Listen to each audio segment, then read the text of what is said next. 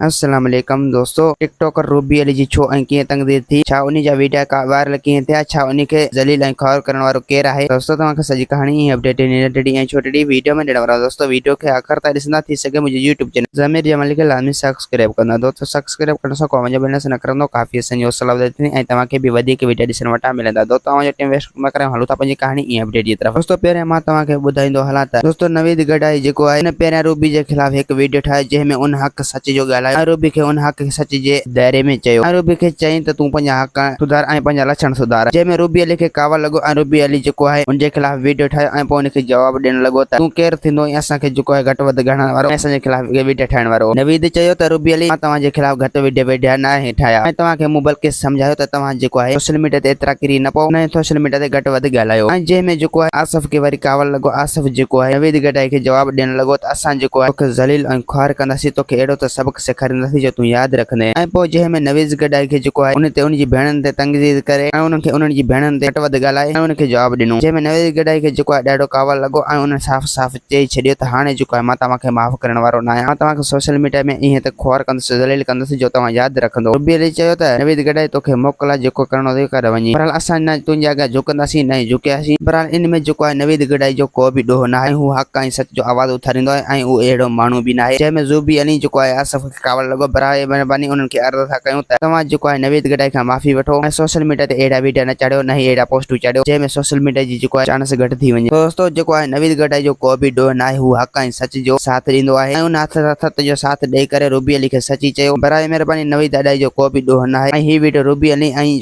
आसिफ ताईं लाज़मी पहुचायो, जीअं रूबी अली ऐं आसिफ जेको आहे उन खां माफ़ी वठी सघनि ऐं जेसीं ताईं उन खां माफ़ी नथा वठनि जेसीं ताईं इहे वीडियो जेके हलंदा रहंदा। जे करे बराए महिरबानी इहे वीडियो ख़त्म कयो। हींअर रमज़ान पियो हले, बाज़ार महीने में वञी रब जी इबादत कयो ऐं इहे वीडियो छॾे ॾियो। दोस्तों उम्मीद आहे कहाणी आई हूंदी, मूंखे पसंदि सघे ॾींदा इजाज़त। वरी तव्हां सां मिलंदासीं के नए वीडियो में। ख़ुदा हाफ़िज़।